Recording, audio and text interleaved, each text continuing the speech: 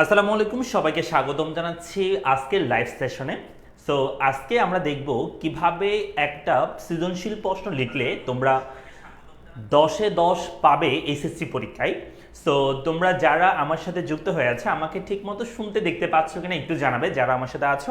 So আজকে live সেশনটা আসলে খুবই গুরুত্বপূর্ণ, কারণ আমরা দেখেছি অনেক শিক্ষার্থী কিন্তু সারা বছর অনেক ভালো পড়াশোনা করে, ঠিকমতো পড়াশোনা করার পরেও পরীক্ষার খাতায় ভালোভাবে লিখতে না পারার কারণে প্রাপ্ত বা তাদের যে প্রত্যাশিত নাম্বার সেই নাম্বার তারা পায় না। আলটিমেটলি তাদের যে কাঙ্ক্ষিত যে লক্ষ্য A+ পাওয়া, সেটা কিন্তু কি হয়ে যায়, স্বপ্নটা স্বপ্নই থেকে যায়। তো এই স্বপ্নটা যেন স্বপ্ন না হয়ে যেন বাস্তবে রূপ নেয়, সেজন্য আজকের লাইভ সেশনটি, যেখানে আমি তোমাদেরকে একদম ইন ডিটেলসে আলোচনা করব কিভাবে একটা সিকিউ তোমরা লিখবা এবং সেই সিকিউ থেকে কিভাবে তুমি 10-এ 10 তুমি নাম্বার কালেক্ট করতে পারবা। ঠিক আছে? তো আরেকটা বিষয়, শুধু সিকিউ না, আমি এমসিকিউ সম্পর্কে বলবো, তোমরা কিভাবে এমসিকিউগুলো আনসার করার সময় স্ট্র্যাটেজি ফলো করবা, টাইম মেনটেন কিভাবে করবা, সেই বিষয়গুলো নিয়ে ইনশাআল্লাহ কথাবার্তা বলবো। সো তোমরা যারা যুক্ত হচ্ছে, তোমরা ক্লাসটা যদি আমার কথাবার্তা যদি ঠিকমতো শুনতে এবং দেখতে পাও, শোনা যাচ্ছে, আমাদেরকে বলেছে মাসুম, থ্যাংক ইউ মাসুম। এবং হচ্ছে যারা আছো তোমরা একটু আমাকে তোমাদের যারা বন্ধু বান্ধব আছে তাদেরকে অবশ্যই এই ক্লাসটা সম্পর্কে জানানোর জন্য একটু লাইভটা মেনশন এবং শেয়ার করে দাও। অর্থাৎ তোমাদের বন্ধু বান্ধবদেরকে একটু মেনশন করে দাও এবং ক্লাসটা একটু শেয়ার করে দাও, এই লাইভ সেশনটা একটু শেয়ার করে দাও, যাতে তোমাদের বন্ধু বান্ধব যারা আছে তারাও আমাদের সাথে এই লাইভ সেশনে যুক্ত হতে পারে। সো আমরা আশা করছি আজকের লাইভ সেশনটা তোমাদের খুব বেশি কাজে দিবে। এইচএসসি পরীক্ষার আগে আসলে এই ধরনের লাইভ সেশন খুবই গুরুত্বপূর্ণ হয়ে থাকে। এই জন্য, কারণ হচ্ছে তোমরা সামনেই পরীক্ষা দিবা, অনেকে অনেক ভুল করে ফেলো পরীক্ষার খাতায়, সেই ভুলগুলো যেন না হয় সেই বিষয়টা আজকে আমি তোমাদেরকে বোঝানোর চেষ্টা করব। চলো তোমরা সবাই একটু ক্লাসটা একবার বা এই সেশনটা একবার একটু শেয়ার করে দাও এবং বন্ধু বান্ধব যারা আছে তাদের একটু মেনশন করে দাও। আমি শুরু করে দিব, খুব শীঘ্রই শুরু করে দিব। এবং তোমাদের ঈদ কেমন কেটেছে, তোমরা গরু ছাগল কেমন খেলে সেটা অবশ্যই জানাতে ভুলবে না, অবশ্যই জানাবে তোমাদের ঈদ কেমন কেটেছে। কোরবানির ঈদ অনেক প্রত্যাশিত একটা ঈদ তোমাদের সবার। সো বন্ধ কেমন কেটেছে সেটা জানাবে। আমরা আবারও চলে এসেছি আমাদের সেই গতানুগতিক যে জীবন, সেই জীবন আমরা আবারও ফিরে আসছি। তোমাদের পরীক্ষার সামনে এখন পড়াশোনা করতে হবে খুব বেশি। যারা 24-এর আছে তাদের জন্য বিশেষ করে আজকের লাইভ সেশনটি খুবই গুরুত্বপূর্ণ। অর্নি বলেছে, সালাম দিয়েছে, ভালো আছি আমি আলহামদুলিল্লাহ, তোমাদের সবার দয়। রাজ আমাদের সাথে রয়েছে, ভাইয়া ভালো আছেন? আলহামদুলিল্লাহ ভালো আছি, তোমাদের সবার দয় অনেক অনেক ভালো আছি। তোমরা কেমন আছো অবশ্যই সেটা আমাকে জানাতে ভুলবে না। সামিউল হাসান বলছে, সালাম দিয়েছে, ওয়ালাইকুম সালাম। তামিম রয়েছে, আলহামদুলিল্লাহ ভালো, ওকে। কাজল কে আমাদের সাথে রয়েছে, সালাম দিয়েছে, ওয়ালাইকুম সালাম। আমাদের সাথে অর্নি রয়েছে, অনেক ভালো কেটেছে ঈদ আলহামদুলিল্লাহ, আপনার কেমন কেটেছে? আমারও অনেক ভালো কেটেছে, অনেক ঘোরাঘুরি, অনেক আনন্দ করেছি তোমাদের মতোই। আফরিন রয়েছে, সালাম দিয়েছে, আমাদের সাথে রয়েছে সাইমন। টি20 ব্যাচে আরও ক্লাস হবে না? টি20 ব্যাচে ক্লাস তো শেষ ভাইয়া। মনিরা মিম রয়েছে, সালাম দিয়েছে, আমাদের সাথে গোপীশীল রয়েছে, সালাম দিয়েছে, ওয়ালাইকুম সালাম। লিজা রয়েছে আমাদের সাথে, ওকে, অনেকজনকে মেসেজ করেছে, ধন্যবাদ। তোমরা একবার একটু ক্লাস বা এই সেশনটা একটু শেয়ার করে দিবা। নৌশিন নাহা রয়েছে, আমি একবার শেয়ার করি, যেহেতু তোমাদেরকে শেয়ার করতে বলতেছে, আমারও শেয়ার করা আসলে প্রয়োজন। রেজা আমিও করে দিয়েছে শেয়ার তোমাদের সাথে। আর মিরাজ আমাদের সাথে রয়েছে, সালাম দিয়েছে, সরি আলহামদুলিল্লাহ ভালো বলছে, ওকে। রবিল আমাদের সাথে রয়েছে ঢাকা মোহাম্মদপুর থেকে আমাদের সাথে যুক্ত হয়েছে। জুলফিকার রহমান আমাদের সাথে রয়েছে, ঈদ মানে আনন্দ, ঈদ মানে খুশি, হ্যাঁ। দিলারা আফরোজ রয়েছে, সালাম দিয়েছে। অনিক সাহা রয়েছে, স্যার কেমন আছেন? আলহামদুলিল্লাহ অনেক অনেক ভালো আছি। শাওন রয়েছে আমাদের সাথে, সালাম দিয়েছে, ওয়ালাইকুম সালাম। মাহি আমাদের সাথে রয়েছে, সালাম দিয়েছে, ভালো আছি আলহামদুলিল্লাহ। আনিকা শাহ রয়েছে, মেনশন করেছে, ধন্যবাদ। সবাই একবার শেয়ার করে শেয়ারটা লিখো। আমরা শুরু করতে যাচ্ছি আজকে কিভাবে সিকিউ লিখলে, পাশাপাশি এমসিকিউটা বলে দিব যে কিভাবে তুমি সিকিউ এমসিকিউ লিখলে পরীক্ষার খাতায় ভালো মার্কস তুলতে পারবা, সেই বিষয়টা আজকে আমাদের টপিক। আজকের টপিকে আমরা সেটাই আলোচনা করব। আচ্ছা, রবিল বলেছে, আচ্ছা রবিল হবে, ওকে ঠিক আছে রবিল। তারপর হচ্ছে ফাহিম বলেছে, ভাইয়া সিলেট থেকে, ওকে। আমাদের সাথে আফরানা রয়েছে, সালাম দিয়েছে, ওয়ালাইকুম সালাম। রশিদুল ইসলাম রয়েছে নীলফামারী থেকে, মার্শাল্লাহ অনেক দূর দূরান্ত থেকে আমাদের সাথে যুক্ত হয়েছে সবাই। তারপর হচ্ছে ওকে, নোয়াখালী থেকে একজন আছে, আফরিন আছে আমাদের সাথে রয়েছে মাসুম।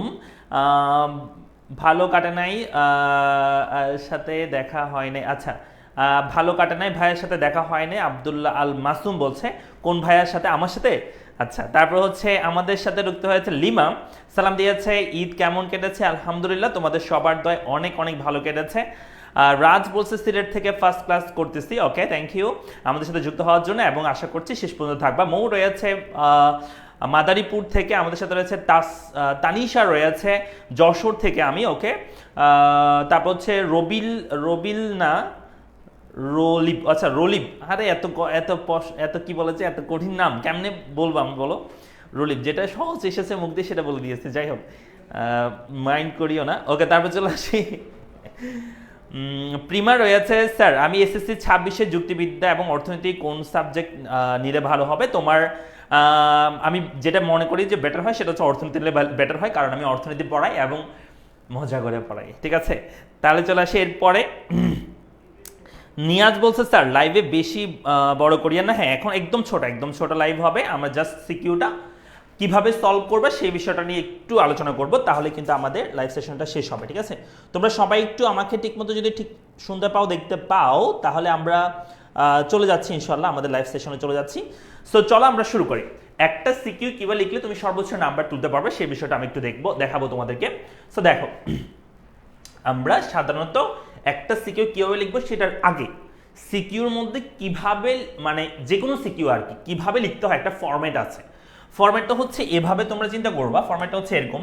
তোমরা যেটা করো সেটা হচ্ছে এরকম করো, আমি দেখেছি অনেক স্টুডেন্ট যেটা করে যে পরীক্ষার হলে মনে করো এটা তোমার একটা পেজ, কেমন, এটা একটা পেজ, এই পেজের মধ্যে তুমি লেখা শুরু করবা। সো তোমরা যেটা করো সেটা হচ্ছে এখানে লিখো যে 1 নং প্রশ্নের উত্তর, 1 নং প্রশ্নের উত্তর, এভাবে দিয়ে তোমরা যেটা করো সেটা হচ্ছে এখানে লিখে এভাবে করে ক, তারপর গোল করে দাও, তারপর এখানে তোমরা লেখা শুরু করো, তাই না? তারপর যেটা করো সেটা হচ্ছে এখানে খ এভাবে করে লিখে দাও, তারপর এখান থেকে লেখা শুরু করো, মানে কোনো স্পেস নাই। প্রথমটা লিখছো, কোনো স্পেস নাই, দ্বিতীয়ত তুমি সুন্দর করে কি করছো, লিখে ফেলছো। এভাবে লেখা যাবে না, কেমন? আমি আবার বলছি, কোন একটা প্রশ্ন, এই যে 1 নং প্রশ্ন উত্তর লিখে ক যে তুমি এখানে লিখছো, ক থেকে খ লেখার জন্য তোমাকে অবশ্যই মাঝখানে স্পেস রাখতে হবে। তো তোমাদের একটা ভালো ফরম্যাট আমি বলি কেমন লিখবা, যখন একটা পরীক্ষার প্রশ্নের আনসার করবা তখন তোমরা যেটা করবা সেটা হচ্ছে এভাবে করবা, আমি যেভাবে লিখতেছি দেখো, জাস্ট এই পেজের মধ্যে প্রথম উপরে লিখবা 1 নং প্রশ্নের উত্তর, এভাবে লিখে এখানে তুমি ডট দিয়ে এখানের মধ্যে লিখবা ক, কেমন, এখানে ব্র্যাকেট দিয়ে দিবা, তারপর এখানে আন্ডারলাইন, ডেফিনেটলি 2টা আন্ডারলাইন করবা, তাহলে একটু ভালো দেখা যাবে। 2টা আন্ডারলাইন করবা, স্কেল দিয়ে করবা, পেন্সিল দিয়ে করবা, অথবা কলম দিয়ে করতে পারো, নো প্রবলেম, বাট অবশ্যই এটা তুমি একটা অথবা 2টা আন্ডারলাইন করবা। করার পরে এখানে তুমি 1 নাম্বার প্রশ্ন উত্তরটা লিখবা, জ্ঞানমূলক যেটা আমাদের থাকে সেই জ্ঞানমূলক প্রশ্ন উত্তর তুমি এক লাইনে বা এক সেন্টেন্সে তুমি সেই উত্তরটা লিখবা। লেখার পরে তোমরা যেটা করো সেটা হচ্ছে অনেক সময় এখান থেকে লেখা শুরু করো, আবার না, তোমাদের যেটা করতে হবে সেটা হচ্ছে এই সেম জিনিসটা তোমাকে আবার লিখতে হবে, খ নাম্বারের জন্য একটি স্পেস রাখবা, জায়গা রাখবা, 1 নাম্বার লেখার পর জায়গা রাখবা, তারপর লিখবা 1 নং প্রশ্নের উত্তর, 1 নং প্রশ্নের উত্তর লিখে এখানে লিখবা 2, মানে খ তুমি আনসার করতেছো। সো এখানে তুমি দ্বিতীয় নাম্বারটা আনসার করবা, ঠিক আছে।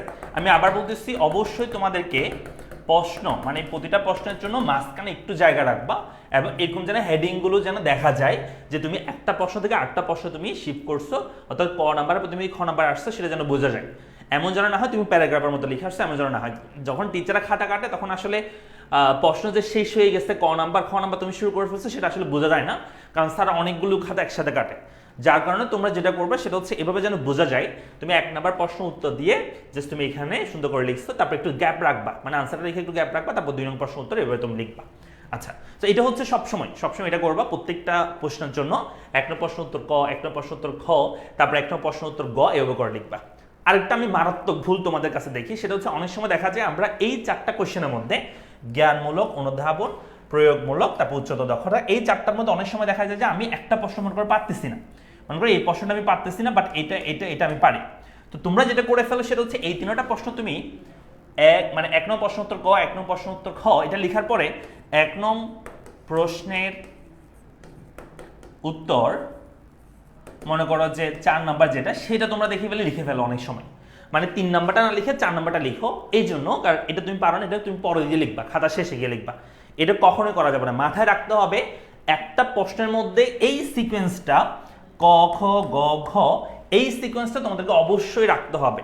তুমি একটা প্রশ্ন তুমি ক লিখছো, এরপরে খ লিখছো, এরপর তুমি 4 নাম্বারটা লিখতে পারবে না, তোমাকে 3 নাম্বার লিখে তারপর 4 নাম্বার লিখতে হবে। যদি 3 নাম্বার তুমি লিখতে না পারো তাহলে তুমি সেটা খালি রেখে দিবা।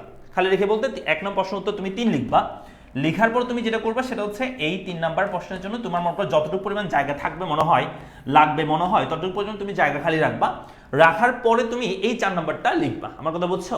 তাই তোমাদেরকে আমি বলতেছি এই প্রশ্নের সিকোয়েন্সটা অবশ্যই ঠিক রাখতে হবে।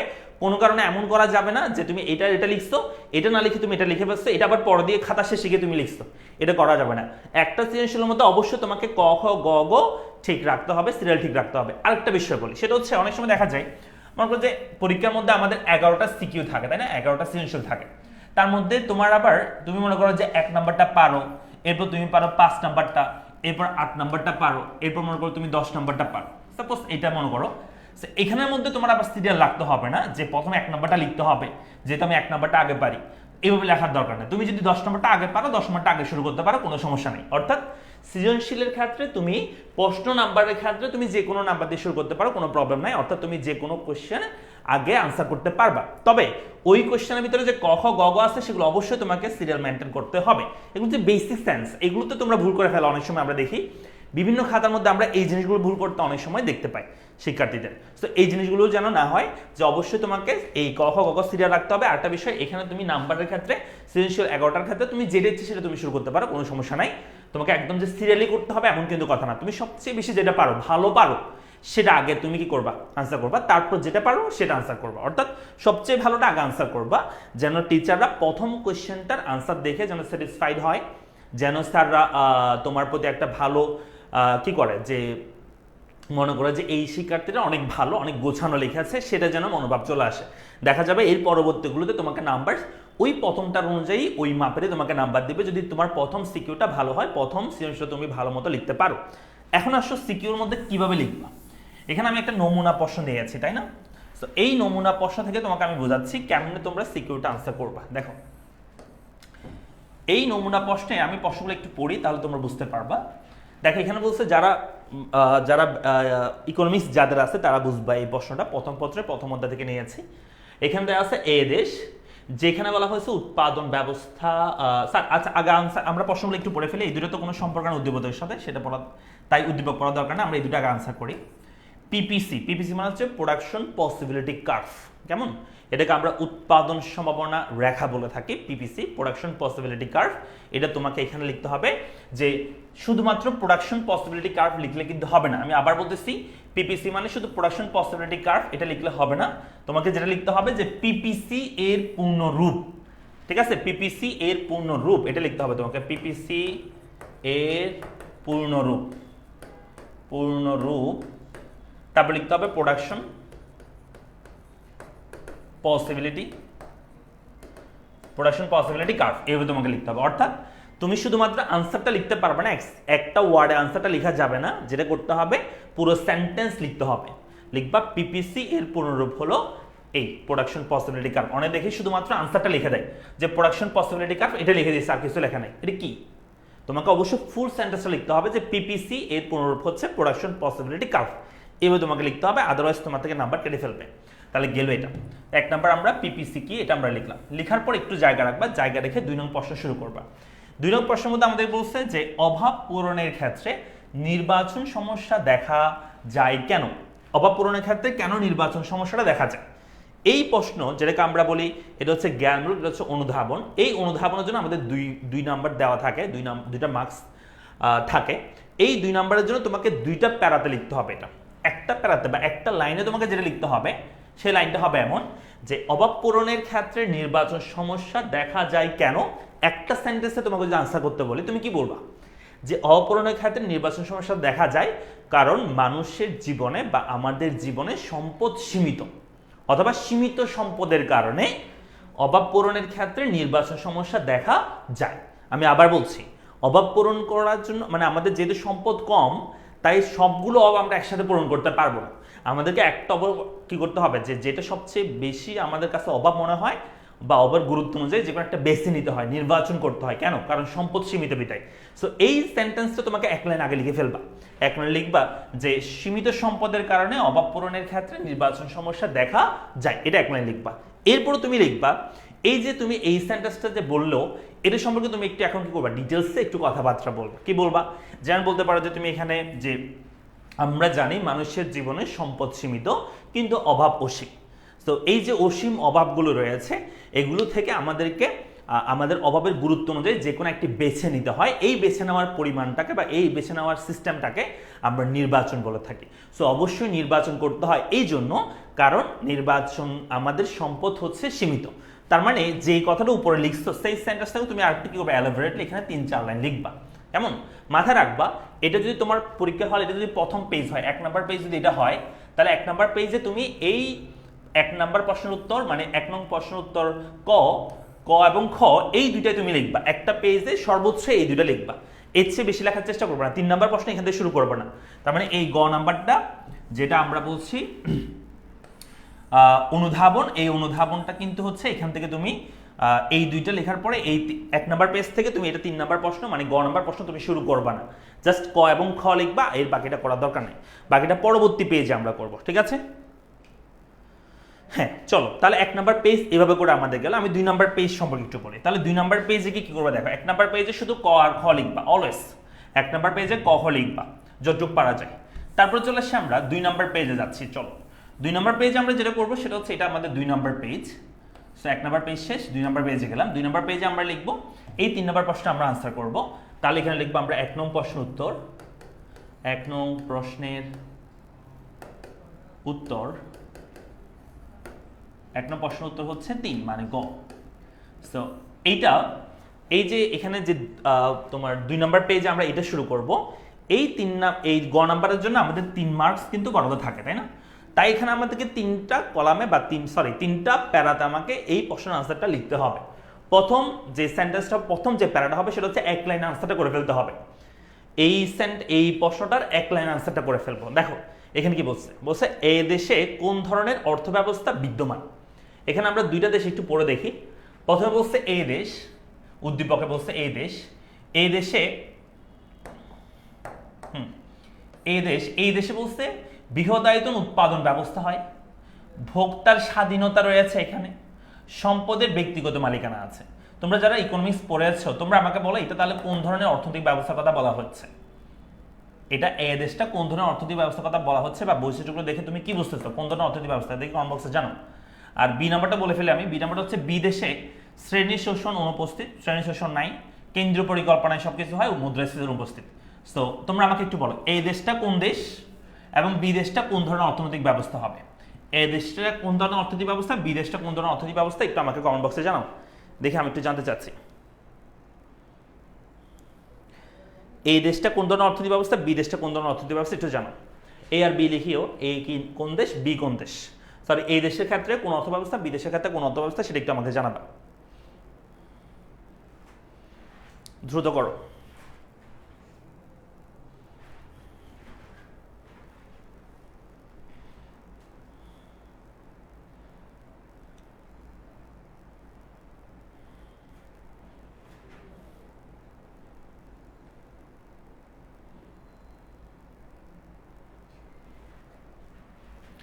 একজন বলছে মিশ্র হবে, একজন বলছে নির্দেশমূলক হবে। আমি আনসার করে দিচ্ছি। দেখো এটা হচ্ছে ধনতান্ত্রিক অর্থনৈতিক ব্যবস্থা,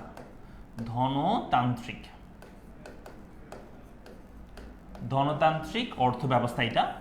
আর যেটা হচ্ছে পরবর্তী যেটা আছে সেটা হচ্ছে আমাদের নির্দেশমূলক, কেমন, নির্দেশমূলক বা সমাজতান্ত্রিক আমরা অর্থ ব্যবস্থা বলে থাকি, এটাকে আমরা সমাজতান্ত্রিক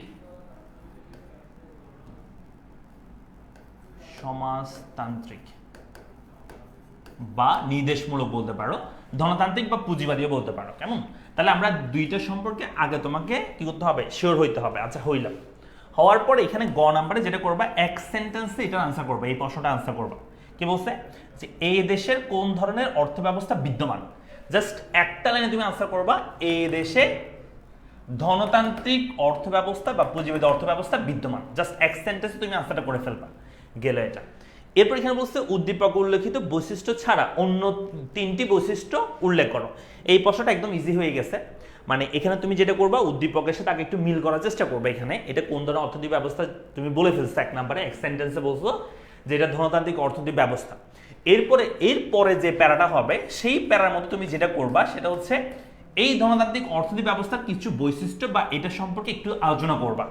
যে তোমাকে যদি প্রশ্ন করা হয় যে ধনতান্ত্রিক অর্থ ব্যবস্থা কাকে বলে, তাহলে তুমি যে আনসারটা করবা সেই জিনিসটা তুমি এখানে লিখবা, এই কলামের মধ্যে বা এই প্যারাটার মধ্যে লিখবা। তাহলে প্রথম প্যারায় হচ্ছে জাস্ট এক লাইন আনসারটা করবা, দ্বিতীয় প্যারায় অলওয়েজ, দ্বিতীয় প্যারায় যেটা করবা সেটা হচ্ছে এই যে আনসারটা তুমি পাইছো সেই আনসারটা সম্পর্কে একটু জ্ঞানমূলক প্রশ্ন, বা তোমাকে যদি জিজ্ঞেস করা হয় ধনতান্ত্রিক অর্থনৈতিক ব্যবস্থা কাকে বলে, তুমি যে আনসারটা করবা সেই আনসারটা হচ্ছে দ্বিতীয় প্যারার মধ্যে লিখবা। ঠিক আছে? তাহলে গ নাম্বার প্রশ্নে কি বলছে, এক নাম্বার হচ্ছে তুমি এক লাইন আনসার করে ফেলবা জ্ঞানমূলকের মতো, দুই নাম্বার হচ্ছে ওই যেটা আনসার পাইছো সেটা সম্পর্কে একটু তুমি ডিটেলসে লিখবা যে ধনতান্ত্রিক অর্থনৈতিক ব্যবস্থা কাকে বলে। তাহলে আমরা বলতে পারি যে ধনতান্ত্রিক অর্থনৈতিক ব্যবস্থা হচ্ছে এমন একটা অর্থনৈতিক ব্যবস্থা যে অর্থনৈতিক ব্যবস্থায় সম্পদের সকল মালিকানা থাকে ব্যক্তি মালিকানাধীন, এবং যেখানে ভোক্তাদের সার্বভৌমত্ব থাকে, স্বাধীনতা থাকে, শ্রমিক শোষণ হয়, তারপর শ্রেণী বিভাজন হয়, কেমন, এই জিনিসগুলো একটু আলোচনা করবা। এটা হচ্ছে দ্বিতীয় প্যারাতে।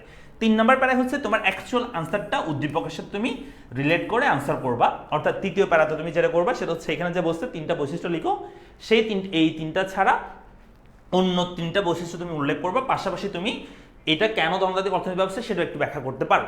তাহলে তিন নম্বর প্রশ্ন এভাবে করে যাবে। তবে আমি একটু বলতেছি এখানে শুধুমাত্র আমি এক পেজে ধরছি, এক পেজে না, তিন নম্বর প্রশ্ন, দ্যাট মিনস গ নম্বর প্রশ্নটা মিনিমাম 1.5 পেজ হইতে হবে, অর্থাৎ 1.5 পেজ হইতে হবে, কেমন, হাফ পেজ, 1.5 পেজ অর্থাৎ 1.5 পেজ হইতে হবে। প্রথম যে তুমি গ নাম্বার প্রশ্ন লিখবা সেই প্রশ্নটা অবশ্যই তোমার মিনিমাম 1.5 পেজ হইতে হবে। যদি তুমি চাও যে না স্যার আমি আরেকটু ভালো লিখবো, তাহলে তুমি 2 পেজ লিখতে পারো, তোমার ইচ্ছা, বাট মিনিমাম 1.5 পেজ হইতে হবে। স্ট্যান্ডার্ড সাইজ এটা, তোমাকে 1.5 পেজের জন্য তোমাকে 3 নাম্বার দিবে, ঠিক আছে? তো মিনিমাম 1.5 পেজ, যদি তুমি পারো বেশি লিখতে পারো। তাহলে প্রথমটা 2 নাম্বার হচ্ছে একটা পেজে যাবে, 3 নাম্বারটা হচ্ছে 1.5 পেজ বা 2 পেজ লিখবা। চলে আসি 4 নাম্বার কোশ্চেনটা। 4 নাম্বার কোশ্চেনের ক্ষেত্রে তোমাকে 4টা প্যারায় লেখা বেটার, 4টা প্যারায় লিখতে পারলে তোমার জন্য সবচেয়ে ভালো হয়, কারণ তোমাকে নাম্বার দিতে স্যারদের সুবিধা হবে। সো 4 নাম্বার কোশ্চেনটা চলো আমরা দেখি। 4 নাম্বার প্রশ্ন বলছে এ এবং বি দেশের অর্থনৈতিক ব্যবস্থা কি একই বিশ্লেষণ করা, অর্থাৎ এ এবং বি দেশের ক্ষেত্রে অর্থনৈতিক ব্যবস্থা কি সেম কিনা, তোমাকে সেটা আনসার করতে বলছে। দেখো সেটার ক্ষেত্রে আমরা অবশ্যই অলরেডি বলে ফেলছি, একটা হচ্ছে ধনতান্ত্রিক, একটা হচ্ছে সমাজতান্ত্রিক। সো তুমি যাও এরপরে পেজে যাও, মনে করো ওটা তুমি 2 পেজ লিখছো, এরপরে লিখবা 1 নম্বর প্রশ্ন উত্তর, 1 নং প্রশ্নের উত্তর, মনে করো এটা আমরা 4 লিখতেছি। সো এই 4 নাম্বারটা মিনিমাম তোমাকে 2 পেজ লিখতে হবে, 2 পেজ, মিনিমাম 2 পেজ। তুমি যদি চাও যে ইচ্ছে বেশি লিখবা লিখতে পারো, কোনো প্রবলেম নাই, বাট মিনিমাম তোমাকে 2 পেজ তোমাকে লিখতেই হবে, কেমন? সো 2 পেজ লেখার ক্ষেত্রে সেম 4টা প্যারা লেখার চেষ্টা করো। প্রথম সেন্টেন্সে তুমি হ্যাঁ অর না, অর্থাৎ তোমার যে অভিব্যক্তি সেটা তুমি প্রকাশ করবা জ্ঞানমূলকের মতো। কিভাবে? যেমন এবং বি দেশের অর্থনৈতিক ব্যবস্থা কি একই, তোমাকে প্রশ্ন করছে, তাহলে বলবা যে না, এবং বি দেশের অর্থনৈতিক ব্যবস্থা একই নয়, এ দেশের অর্থনৈতিক ব্যবস্থা হচ্ছে ধনতান্ত্রিক, বি দেশের অর্থনৈতিক ব্যবস্থা হচ্ছে সমাজতান্ত্রিক। এটা এক লাইন লিখে ফেলবা। লিখার পরে তারপর তুমি এই দুইটা সম্পর্কে ওই যে আগের মতো এই দুটো সম্পর্কে একটু বিস্তারিত লেখার, মানে দ্বিতীয় প্যারাতে তুমি ওই দুটো সম্পর্কে একটু লিখবা যে ধনতান্ত্রিক অর্থনৈতিক ব্যবস্থা কাকে বলে, তারপর হচ্ছে সমাজতান্ত্রিক অর্থনৈতিক ব্যবস্থা কাকে বলে, সেটা হচ্ছে 2 নম্বর প্যারায় লিখবা। 3 নম্বর প্যারায় যেটা করবে সেটা হচ্ছে উদ্দীপকে যে বৈশিষ্ট্যগুলো নিয়ে কথা বলছে সেগুলো একটু রিলেট করার চেষ্টা করবা এই অর্থনৈতিক ব্যবস্থাগুলোর সাথে। ধনতান্ত্রিকের সাথে কেন মিল পড়তেছে, সমাজতান্ত্রিকের সাথে কেন মিল পড়তেছে সেটা তুমি ব্যাখ্যা করার চেষ্টা করবে 3 নম্বর প্যারায়। 4 নম্বর প্যারা গিয়ে কনক্লুশন করবে, একদম লাস্ট কনক্লুশন, সেটা হচ্ছে অর্থনৈতিক ব্যবস্থা কেন, এই দুটো অর্থনৈতিক ব্যবস্থা কেন এই দুইটা কি নয়, মানে একই নয়, এইটা কেন ধনতান্ত্রিক, এটা কেন সমাজতান্ত্রিক, বা এই দুটো সেম নয় কেন, সেই জিনিসটা তুমি লাস্টের প্যারা থেকে কি করবে, ব্যাখ্যা করবে এবং তোমার কনক্লুশন দিবা।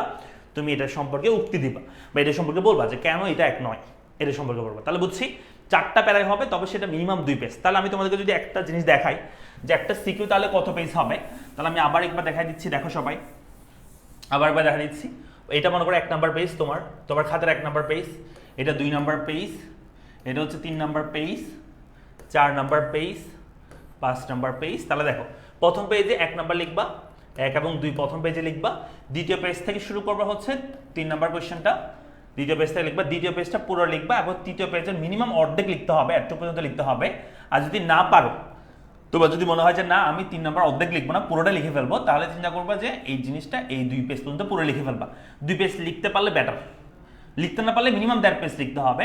তা আমি যেটা সাজেস্ট করি সেটা হচ্ছে এখানে 1.5 পেজ না লিখে কয়েকটা সেন্টেন্স এক্সট্রা রেখে সেই পেজে আর কিছু না লেখা, এই পেজটা কমপ্লিট করে দেওয়া। তাহলে দেখা যাবে তোমার 4 নাম্বার কোশ্চেনটা তুমি ইজিলি এইখান থেকে শুরু করতে পারবা, 4 নাম্বার পেজ থেকে তুমি শুরু করতে পারবা। যেমন এটা 1 নাম্বার, 2, 3, 4,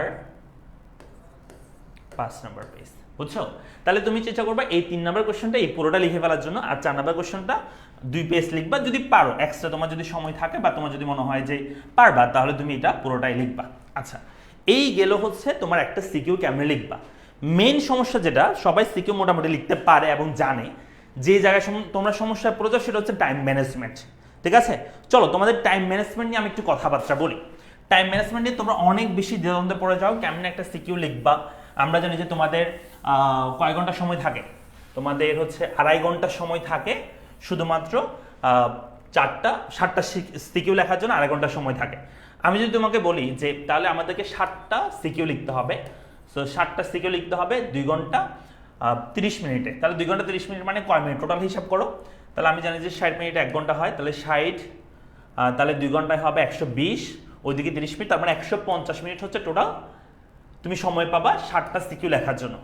150 মিনিট, সো 150 মিনিটে তুমি যদি 7টা সিকিউ লিখতে চাও তাহলে তুমি একটার জন্য কত মিনিট পাচ্ছ, আমরা 7 দিয়ে ভাগ করে দিলে পাবা 22 সামথিং থাকবে, 22 সামথিং হবে। 22 মিনিটে ধরো, যাও 22 মিনিটে ধরো, এই 22 মিনিটে তোমাকে একটা সিকিউ অবশ্যই লিখতে হবে। আমি তোমাদেরকে বলি, যারা A+ পেতে চাও, যারা চাও যে এসএসসি পরীক্ষা আমি A+ পাবো, তোমাদেরকে আমি বলবো যে 7টা সিকিউ তোমাকে ফুল কমপ্লিট করতে হবে। 7টা সিকিউ যদি তুমি ফুল কমপ্লিট করতে না পারো তুমি কখনোই A+ পাবা না। তোমাকে অবশ্যই 7টা লিখতে হবে, এমন যেন না হয় যে 6টা লিখছো, 7 নাম্বারটা এই 3টা করছো, এই 4 নাম্বারটা লিখতে পারো নাই, তাও তুমি A+ পাওয়ার সম্ভাবনা তোমার কমে যাবে। আমি আবার বলতেছি, তোমাদেরকে অবশ্যই 7টা সিকিউ ফুল লিখতে হবে। আর 7টা সিকিউ ফুল লেখার একটাই উপায়, সেটা হচ্ছে টাইম ম্যানেজমেন্টের দিকে ভালোভাবে নজর রাখা। তাহলে চলো তোমাদের টাইম ম্যানেজমেন্ট একটু শেখাই, কেমনে তোমরা টাইম ম্যানেজমেন্ট করবা। দেখো, যেহেতু তুমি একটার জন্য 22 মিনিট সময় পাচ্ছ, এক্স্যাক্টলি 22 মিনিট তো পাবা না, তোমার বিভিন্ন সময় দেখা যাবে যে খাতা সিগনেচার করা, আরেকটা বা কোনো ওয়াশরুমে যাওয়া বা অন্য কোনো কারণে তোমার আরো কিছু সময় নষ্ট হয়ে যাবে। যার কারণে তোমাদের যেটা করতে হবে, তোমাকে চিন্তা করতে হবে একটা সিকিউ আমরা 20 মিনিটে লিখবো। কয় মিনিট সময় একটা সিকিউর জন্য? একটা সিকিউর জন্য কয় মিনিট সময় পাবা? একটা সিকিউর জন্য 20 মিনিট সময় পাবা। তাহলে এই 20 মিনিটে তোমাকে একটা সিকিউ কমপ্লিট করতে হবে। কেমনে করবা?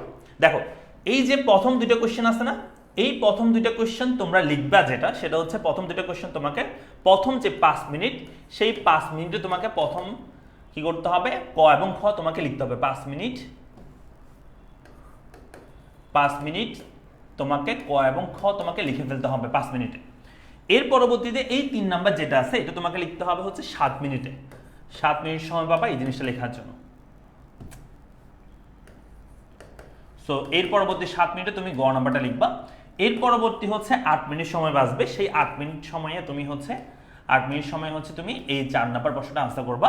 তাহলে টোটাল তোমার সময় হচ্ছে 7 5 12 12 আর 10 20 মিনিট। আমি আবার বলছি, লিখে নাও পারলে তোমার সিকোয়েন্স হবে এভাবে, প্রথম দুইটা তোমাকে অবশ্যই 5 মিনিটে শেষ করতে হবে, এর পরবর্তীটা 7 মিনিটে, এর পরবর্তীতে তোমাকে 8 মিনিটে শেষ করতে হবে।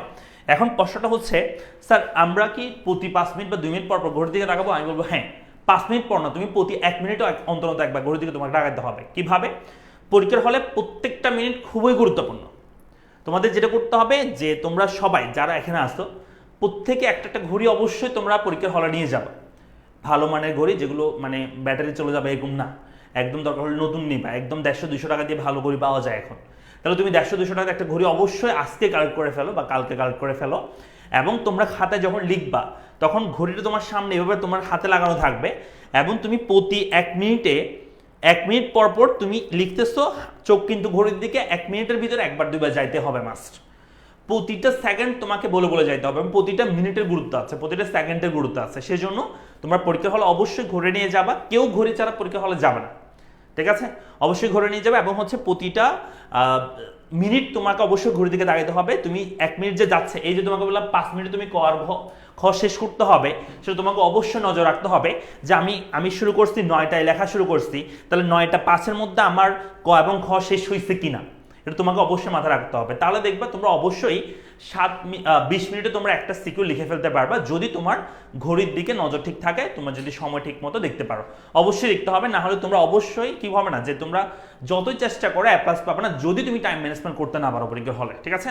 তাহলে 20 মিনিটে একটা সিকিউ লিখতে হবে, এভাবে করে তোমার সময় বরাদ্দ করতে হবে। এখন প্রশ্ন হচ্ছে স্যার অনেক সময় দেখা যায় যে প্রথম সিকিউটাতে আমাদের একটু সময় বেশি চলে যায়, নো প্রবলেম। তুমি প্রথম সিকিউর জন্য মনে করো 25 মিনিট সময় নাও, নো প্রবলেম। তুমি প্রথম সিকিউটা 25 মিনিটে লিখবা, প্রথম সিকিউটা তুমি 25 মিনিটে লিখবা, এর পরবর্তীগুলো তুমি সবগুলো 20 মিনিটে লিখতে হবে, কেমন? সো 5 মিনিট এক্সট্রা এখানে যে পাচ্ছ সেটা হচ্ছে ওই যে ওইদিকে আমরা 22 মিনিট না ধরে আমরা 20 মিনিট ধরছি, সেই হিসাবে ধরো। তাহলে তুমি প্রথম সিকিউটা 25 মিনিটে লিখবা, পরবর্তী যেগুলো আসবে সবগুলো তোমাকে 20 মিনিটে লিখতে হবে। তাহলেই তুমি দেখবা যে তুমি আড়াই ঘন্টার মধ্যে 7টা সিকিউ তুমি খুব সুন্দর স্মুথলি তুমি লিখতে পারছো। একটা সিকিউতে বেশি লেখা ভালো না, কেমন? একটা সিকিউতে বেশি লিখতে গিয়ে যদি শেষে গিয়ে তুমি যদি কোনো কারণে একটা সিকিউর তুমি যদি নাম্বারটা তুমি যদি হাতছাড়া হয়ে যায়, তাহলে কিন্তু তোমার A+ পাওয়ার সম্ভাবনা অনেক বেশি কমে যাবে। আমার কথা কি বুঝছো তোমরা? কতটুকু লিখলে পারফেক্ট হবে? ভাই বলছি এটা আমাদের নাম্বারটা লিখতে হবে মিনিমাম 1.5 থেকে 2 পেজ, মিনিমাম 1.5 পেজ, যদি পারো তার চেয়ে বেশি লিখতে পারো, 1.5 থেকে 2 পেজ লিখতে হবে নাম্বারটা। আর নাম্বারটা হচ্ছে 2 পেজ, 2 থেকে আড়াই পেজ লিখতে হবে, 2 পেজ স্ট্যান্ডার্ড, তুমি চাইলে আড়াই পেজে লিখতে পারো, নো প্রবলেম। বাট অবশ্যই এটা লিখতে হবে 1.5 পেজ, এটা হচ্ছে 2 পেজ, এটা 1.5 থেকে 2 লিখতে পারো, এটা 2 থেকে আড়াই লিখতে পারো।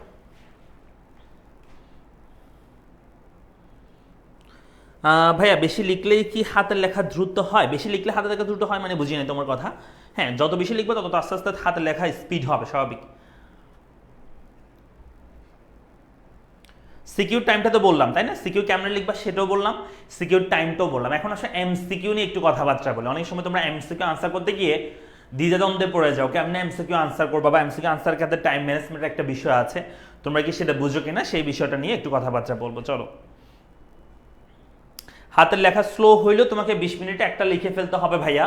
তুমি যদি 7টা সিকিউ লিখতে না পারো, আমি তোমাদেরকে এখন লিখে দিতে পারবো, গ্যারান্টি সহকারে লিখতে পারবো, যারা যারা 7টা সিকিউ লিখতে পারবে না পরীক্ষার হলে, তারা কখনোই A+ পাবে না।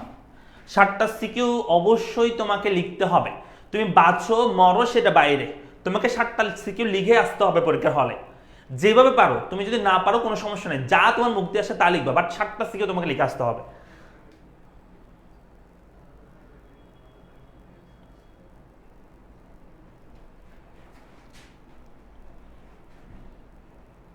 ভাইয়া ইকোনমিক্সে গ্রাফ একটু গিয়ে টাইম বেশি চলে যায়, নো প্রবলেম। একটু টাইম বেশি যাবে না যদি তোমরা প্র্যাকটিস বেশি বেশি করো। তোমরা যে গ্রাফগুলো কথা বলতেছো সেগুলো কিন্তু খুব কম সময়ের মধ্যে করা যায়, কিন্তু তোমাদেরকে প্র্যাকটিস থাকতে হবে। এখন তুমি যদি স্কেল নিতে গিয়ে, পেন্সিল নিতে গিয়ে তুমি যদি টাইম খেয়ে ফেলো তাহলে তো হবে না। তোমাকে একদম স্পিড থাকতে হবে, মানে তোমাকে এই টেনশনটা মাথায় রাখতে হবে, আমাকে 20 মিনিটে এই কোয়েশ্চেনটা যে কোনোভাবে আমাকে সলভ করতে হবে। প্রথম 5 মিনিটে আমাকে ক খ করতে হবে, এরপরে 7 মিনিট আমাকে নাম্বার করতে হবে, এরপরে 7 মিনিট আমাকে 8 মিনিট আমাকে 4 নাম্বার করতে হবে, তাহলে তুমি ইজিলি পারবা। তোমাকে হাতে সবসময় স্পিড রাখতে হবে একদম।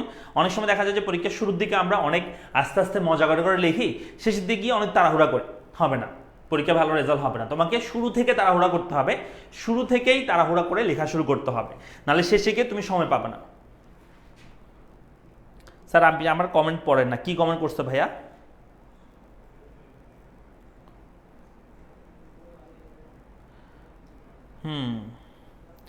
ভাইয়া যদি নাম্বারটা যদি 1.5 পেজ লিখি, এরপরে নাম্বার নংটা লিখতে পারবো? হ্যাঁ, তুমি যদি চাও যে তুমি যদি 3 নাম্বার যেটা আছে, এই 3 নাম্বার যেটা আমি তবে তোমাদেরকে যেটা সাজেস্ট করবো, এই 3 নাম্বারটা যদি তুমি 1.5 পেজ লিখো, মনে করো এই পেজে তুমি লেখা শুরু করছো নাম্বারটা, এই পেজটা তুমি পুরোটা লিখছো, লেখার পরে মনে করো যে হ্যাঁ এই পেজটা তুমি পুরোটা লিখছো, লেখার পরে পরবর্তী পেজে তুমি অর্ধেক পর্যন্ত লিখছো।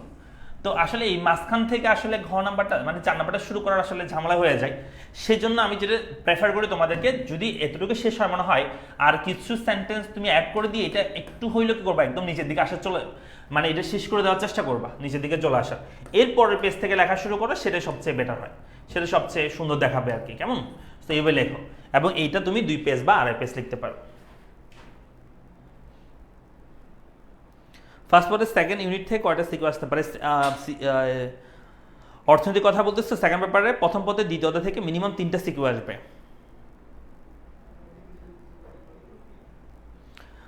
এই প্রথম কেউ আমায় এত ভালো সাজেশন দিল ভাই, আপনাকে অনেক থ্যাংক ইউ, এবং তোমাকেও ওয়েলকাম, এবং তোমাকেও হচ্ছে স্বাগতম আজকে লাইভে। ফারিহা বলছে খাতায় লিখতে হবে। হ্যাঁ, আমাদের গ্রাফ পেপার দেওয়া হবে না, ইকোনমিক্সে খাতায় লিখতে হবে। ভাইয়া এসএসসি রেজাল্ট কি ছিল? অর্থনীতিতে চিত্র পেন্সিল দিয়ে লিখলে সবগুলো কি কলম দিয়ে লিখবো? না, সবই পেন্সিল দিয়ে লিখবা। যখন চিত্র আঁকবা তখন চিত্রের পাশে তুমি অবশ্যই কি লিখবা, পেন্সিল দিয়ে লেখার চেষ্টা করবা। 1 2 3 যেগুলো বলতেছে সেগুলো আর কি না, ওগুলো অবশ্যই পেন্সিল দিয়ে লেখার চেষ্টা করবা। যদি লিখতে চাও কলম দিয়ে লিখতে পারো, কোনো প্রবলেম নেই, বাট পেন্সিল দিয়ে লেখাটা বেটার। প্রাইজ দেওয়ার কথা 30 জনকে, হ্যাঁ দেওয়া হবে, প্রাইজ দেওয়া হবে। 30 জন যারা আছো 6 ইয়ার্স এক্সামে তাদেরকে অবশ্যই প্রাইজ দেওয়া হবে। চলো এমসিকিউ নিয়ে একটু কথাবার্তা বলি। এমসিকিউর ক্ষেত্রে কীভাবে টাইম ম্যানেজমেন্ট করবা দেখো, তোমাদের অবশ্যই আজকে থেকে প্র্যাকটিস করতে হবে। তোমরা যারা আগে প্র্যাকটিস করো না এমসিকিউ পড়ার ক্ষেত্রে, তোমাদের 30টা এমসিকিউ থাকে, তাই না? 30টা এমসিকিউ থাকবে। সো এই 30টা এমসিকিউ তোমাকে 20 মিনিটে পড়ার বা পড়তে পারার অ্যাবিলিটি তোমাকে অবশ্যই থাকতে হবে। অর্থাৎ 30টা এমসিকিউ তোমাকে 20 মিনিটে পড়তে হবে, আনসার সহ, আনসার বুঝে বুঝে আর কি। যে তোমাকে যদি এখন আমি 30টা প্রশ্ন দিই উত্তর ছাড়া, তোমাকে যদি বলি যে এই 30টা প্রশ্ন তুমি উত্তর ছাড়া আমাকে উত্তর করে দেখাও, তাহলে তুমি এটা 20 মিনিটে করতে পারতে হবে, 20 মিনিটে করতে জানতে হবে। কেন বলতেছি শোনো, এই 30টা এমসিকিউ তোমার কমন কখনোই আসবে না, তাই না? অবশ্যই তোমার কিছু প্রশ্ন থাকবে যেগুলো তুমি পারবে না। সেজন্য এই 30টা এমসিকিউ থেকে তুমি প্রথম 20 মিনিটে 30টা এমসিকিউ ভালোভাবে প্রথম থেকে পড়ে আসবা, সিরিয়ালি পড়ে আসবা। 20 মিনিটে তোমাকে সবগুলো পড়ে ফেলতে হবে যেগুলো পারবা। যেমন ধরো 1 2 3 4 5 কেমন 6 7 8 9 10। মনে করো এই 10টা প্রশ্ন থেকে আমি পড়ে আসতেছি, জাস্ট এমসিকিউ পড়ে আসতেছি, উত্তর পড়তে আমি উত্তর করবো। 1 নম্বর প্রশ্ন উত্তর মনে করো যে আমি 1 নম্বর উত্তর পড়লাম, উত্তর পড়ে আমার মনে হলো 2, এবং আমি রাইট এবং সঠিক একদম শিওর যে এটার আনসার 2 হবে, তাহলে আমি 2 লিখে নিলাম। এরপর হচ্ছে 2 নম্বর প্রশ্ন উত্তর মনে করো যে 3 লিখলাম। 3 নম্বর প্রশ্নটা আমি পারি না মনে করো, 3 নম্বর প্রশ্নটা কোনো কারণে কঠিন আসছে, আমি বুঝতেছি না কি হবে 3 নম্বর এমসিকিউটা, তাহলে সেটা আনসার করার দরকার নেই, সেটা স্কিপ করবা। তবে পড়ার সময় তোমাকে অবশ্যই দেখতে হবে ওই 3 নম্বর প্রশ্নে মনে করো যে 3টা অপশন আছে। 3 নম্বর প্রশ্নে 1 নম্বর 2 নম্বর 3 নম্বর এবং হচ্ছে 4 নম্বর, 4টা অপশন আছে তোমার কাছে, তাই না? এই 4টা অপশন থেকে তোমাকে অবশ্যই দেখতে হবে, যেহেতু তুমি পারো না পারলে সমস্যা নেই, তুমি 4টা অপশন অবশ্যই পড়বা ভালো মতো। পড়ার পর তুমি দেখবা যে এখানের মধ্যে তোমার কোনটা সবচেয়ে রাইট আনসার মনে হচ্ছে। মনে করো তোমার মধ্যে রাইট আনসার হচ্ছে এই 3 নাম্বারটা রাইট আনসার, তাহলে তুমি এটা এখন ভরাট করবা না, বাট তুমি কনফিউশন আসছে এটা 3 নাম্বারটা হইতে পারে না হইতে পারে, তাহলে তুমি যেটা করবে এই 3-এর পাশে অপশনের পাশে এমনভাবে একটা দাগ দিবা, ছোট করে একটা পেন্সিল দিয়ে দিতে পারো, যে সেটা একটা ডট দিবা, একটা ডট দিবা, লেখার ভিতরে ডট দিতে পারো, অথবা ওই অপশনটার ভিতরে একটা ডট দিবা, যেন তুমি চোখে দেখো, অন্য কেউ যেন না দেখে, স্যাররা যেন না দেখে আর কি, কেমন যেন পরবর্তী তুমি যখন এটা আনসার করতে যাবা 3 নাম্বারটা, মনে করো এটা আমি স্কিপ করলাম, এটা জাস্ট একটা ডট দিয়ে আমি স্কিপ করে আসলাম, পরবর্তীগুলো আমি আনসার করে ফেলতেছি, পরবর্তীগুলো সব আনসার করে ফেললাম, এভাবে করে আনসার করলাম। এই যে যেটা গ্যাপ থেকে গেছে, এটা যখন তুমি এরপরে 20 মিনিট তো এটা করে ফেলছো, 30টা প্রশ্ন তুমি আনসার করে ফেলছো, তার মধ্যে মনে করো যে 30টার মধ্যে এই 30টা প্রশ্নের মধ্যে তোমার 25টা প্রশ্ন তুমি আনসার করে ফেলছো, বাকি আছে 5টা প্রশ্ন। এই 5টা প্রশ্ন তোমাকে পরবর্তী 10 মিনিট তোমাকে সলভ করতে হবে। সেটার জন্য যেটা করবা, এই যে যখন ওই 5 মিনিটে পরবর্তী 10 মিনিটে যখন ওই 5টা সলভ করতে আসবে, যখন দেখবে যে এটা খালি আছে, তার মানে এটা প্রশ্ন তোমার মনে মনে তুমি কোনটা ধরছিলা সেটা তোমার পাশে যখন তোমার একটা ডট দেওয়া থাকবে, তখন তুমি ইজিলি বুঝতে পারবে এটা আমি প্রথমবার পড়ার সময় এটা আমি রাইট আনসার মনে করছিলাম। তখন তুমি যেটা করবে সেটা হচ্ছে এই 5টা প্রশ্ন ভালোভাবে অ্যানালাইসিস করবা। যদি দেখবা যে ভালোভাবে অ্যানালাইসিস করলে এখান থেকে তুমি আরো দেখবা যে আরো 2টা বা 3টা তুমি প্রশ্নের উত্তর পেয়ে যাবা, বাট ওই যে বাকি কিন্তু আর 2-3টা প্রশ্ন তুমি আনসার পারবে না। কারো ক্ষেত্রে 2-3টা, কারোর ক্ষেত্রে 5টা হইতে পারে, কারো ক্ষেত্রে 1টা হইতে পারে। সো ওইটা তোমাদেরকে করতে হবে, বন্ধু বান্ধব যদি পাও তাদের কাছ থেকে হেল্প নিতে হবে, ওইটা কিভাবে সলভ করবে সেটা তোমরা বুঝে ভালো মতো, তাই না? আমার চেয়ে ভালো বুঝো। সো সেটা তোমরা সেভাবে সলভ করবে, বাট অবশ্যই আমি যেটা বলছি সেটা মাথায় রাখবা, প্রথম 20 মিনিটে তোমাকে সবগুলো প্রশ্ন পড়ে যাইতে হবে, যেটা পারবা না সেটা স্কিপ রেখে দিবা, সেটার মধ্যে কোনটা আনসার হবে মনে হয় সেটাতে জাস্ট একটা ডট দিয়ে ছোট করে তুমি রেখে দিবা, পরবর্তীগুলো আনসার করে ফেলবা, এবং শেষে গিয়ে ওই যে এক্সট্রা 10 মিনিট পাবা, 20 মিনিটে তুমি পড়ে ফেলছো সবগুলো, ওই 10 মিনিটে তুমি বাকি যেগুলো পারো না সেগুলো নিয়ে কি করবা, ডিসকাস করবা, সেগুলো নিয়ে তুমি সলভ করবা, ঠিক আছে? আরেকটা প্রশ্ন বলি, আরেকটা বিষয় বলি যেগুলো তোমার ভুল করো, একটা এমসিকিউ আনসার করার ক্ষেত্রে কোনো সময় এমন যেন না হয় যে তুমি এই প্রশ্নটা পড়ছো, জাস্ট একটা অপশন দেখে ওইটাই রাইট হবে মনে করে ওইটা আনসার করে দিয়ে চলে আসছে, এমন যেন না হয়।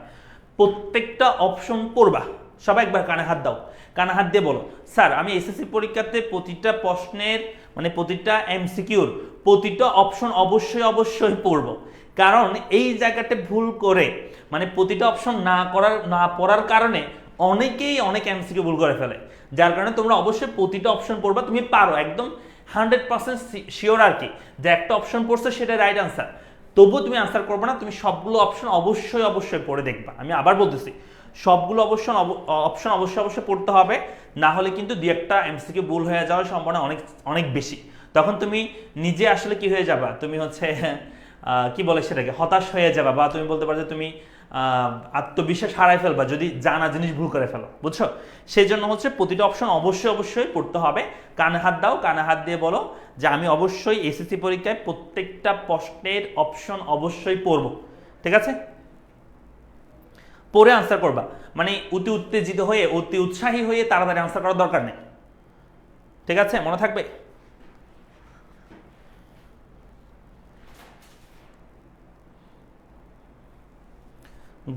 গ্রাফে তো পড়বা না, আমরা তো করবো এসএসসি পরীক্ষা আমাদের খাতায় করতে হয় চিত্রগুলো, কেমন? সেখানে তুমি স্কেল দিয়ে করবা।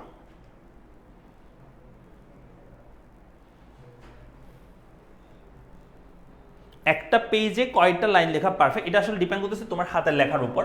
বাট মাথায় রাখবা হাতের লেখা যেন অতিরিক্ত বড় যেন না হয়, অথবা অতিরিক্ত যেন ছোট হয়ে না যায়। তোমার মতো লেখো, প্রবলেম নাই, বাট অতিরিক্ত বড় অতিরিক্ত ছোট হলে সেটাতে প্রবলেম, অন্য জায়গায় প্রবলেম নাই, কেমন? বেশি গ্যাপ দেওয়ার চেষ্টা করবো না, বেশি কম দেওয়ার চেষ্টা করবে না।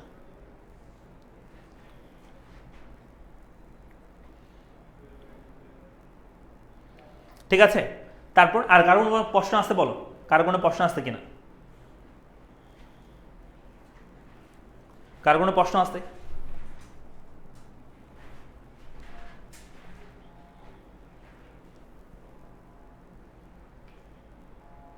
শোনো, আরেকটা বিষয় তোমাদের জন্য আমরা হচ্ছে এসএসসি পরীক্ষার আগে কিছু সাজেশনমূলক ম্যারাথন ক্লাস নেওয়ার আমরা হচ্ছে উদ্যোগ নিচ্ছি, এবং আশা করছি এই ক্লাসগুলো তোমাদের জন্য খুবই বেশি এফেক্টিভ হবে এবং এগুলো অনেক বেশি কাজে দিবে এসএসসি পরীক্ষা। আমরা তোমাদের জন্য সাজেশন রেডি করছি, যেমন ইকোনমিক্সের সাজেশনটা অলরেডি প্রায় রেডি হয়ে গিয়েছে, সো সেটাও তোমরা পাবা, এবং সেগুলো আমরা এসএসসি পরীক্ষার আগেই তোমাদেরকে ক্লাসগুলো দিব, পাশাপাশি সাজেশনগুলো তোমাদেরকে দিব, ঠিক আছে?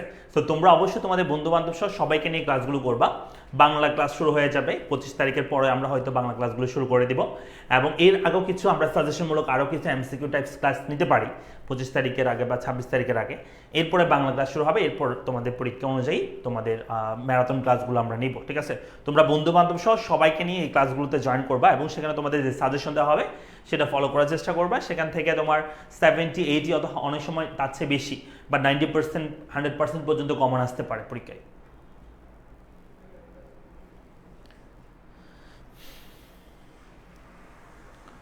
কোনটাতে বেশি গুরুত্বপূর্ণ একটু বলে দিলে ভালো হয়। ভাই শোনো, আমাদের শর্ট সিলেবাসে প্রত্যেকটা অধ্যায় গুরুত্বপূর্ণ, কারণ প্রতিটা অধ্যায় থেকে সিকিউ আসবে। তো এখানে তুমি বলতে পারবে না যে কোনটা বেশি গুরুত্বপূর্ণ, এটা বলতে পারবে না। হ্যাঁ, এটা ডিপেন্ড করতেছে তোমার চ্যাপ্টারের সাইজের উপর। চ্যাপ্টার যদি অনেক বড় হয় তাহলে কোয়েশ্চেন বেশি আসবে, চ্যাপ্টার যদি ছোট হয় তাহলে অবশ্যই একটা কোয়েশ্চেন তো অবশ্যই আসবে, বুঝছো? প্রতিটা চ্যাপ্টার থেকে কোয়েশ্চেন আসবে একটা করে হইলো সিকিউ।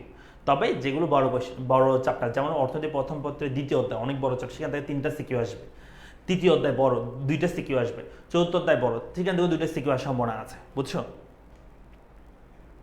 হ্যাঁ, সাজেশন সবাইকে দেবো, সবাইকে দেওয়া হবে। হ্যাঁ, ম্যারাথন ক্লাসের রুটিন দেওয়া হবে।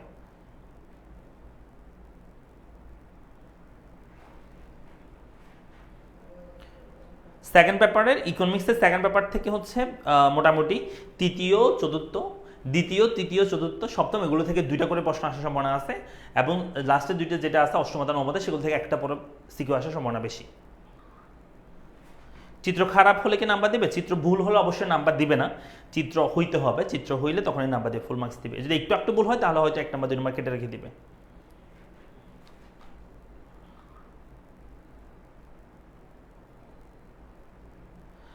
স্যার রবিবার এক্সাম, তাহলে কি প্রাইজ এক্সামের আগে দেওয়া হবে?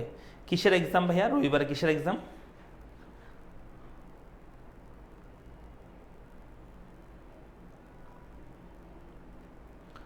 কোন অধ্যায় থেকে বেশি আসবে? কোন কোন বইয়ের কিসের বলো, আমি তো বুঝি না তোমার কথা। সেকেন্ড চ্যাপ্টারে কোন অধ্যায় থেকে বেশি আসবে? সেকেন্ড পেপারের ক্ষেত্রে বললাম না, দ্বিতীয়, তৃতীয়, চতুর্থ, সপ্তম অধ্যায় এগুলো থেকে বেশি প্রশ্ন আসবে। রিভিশনের ব্যাপারে মানে কি?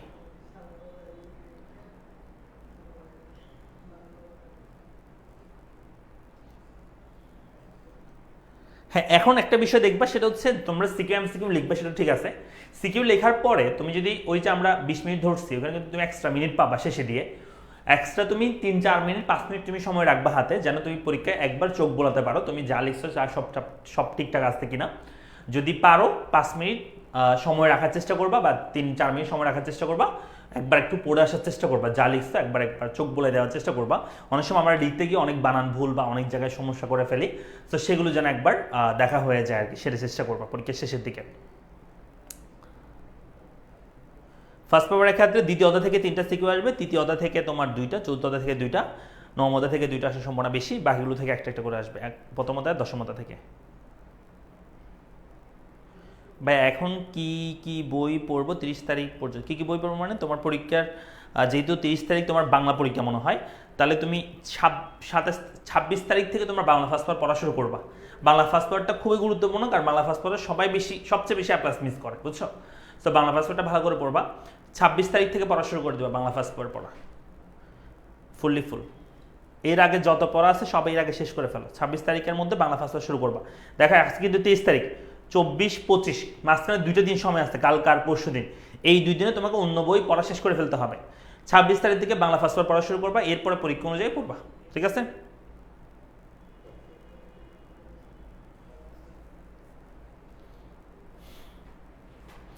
মধ্যস্থিতি না পড়লে সাথে উত্তর দেওয়া যাবে না? হ্যাঁ যাবে, যে কোনো একটা অধ্যায় তুমি স্কিপ করতে পারো সেকেন্ড পেপারের ক্ষেত্রে, নো প্রবলেম, বাট অবশ্যই অন্য অধ্যায়গুলো ভালোভাবে পড়বা, সমস্যা নেই।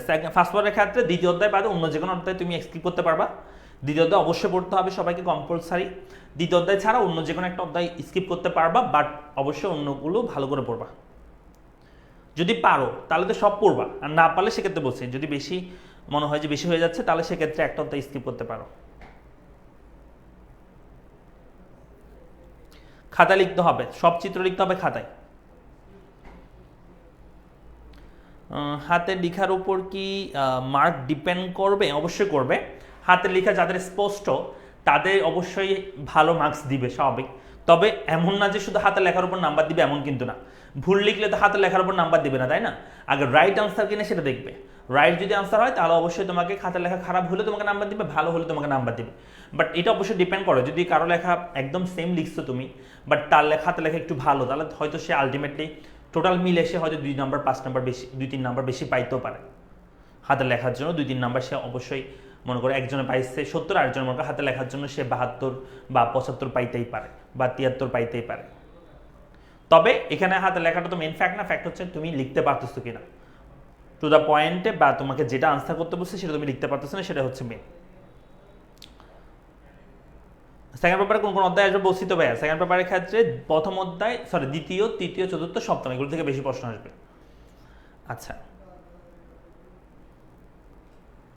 এসএসসি 25-এর ভর্তি হতে পারবো? হ্যাঁ, আমাদের এসএসসি 25-এর জন্য গোল্ডেন ব্যাচ চলমান আছে, তোমরা সেই ব্যাচে ভর্তি হয়ে যেতে পারবা। যারা 25-এর আসো, এসএসসি 25-এর জন্য গোল্ডেন ব্যাচ চলমান আছে, সেই ব্যাচে ভর্তি হয়ে যাও, ঠিক আছে? তো আজকের লাইভ সেশনটা একটু পর্যন্ত, তোমাদের সবার জন্য অনেক অনেক শুভকামনা। তোমরা সবাই আমাদের যে লাইভ সেশনগুলো হবে, ম্যারাথন ক্লাসগুলো হবে, সেগুলোতে অ্যাটেন্ড করবা, সাজেশনগুলো নিবা, সে অনুযায়ী ভালোভাবে পড়ো। তোমাদের সবার জন্য অনেক অনেক শুভকামনা। সবাই ভালো থাকো, সুস্থ থাকো। আসসালামু আলাইকুম।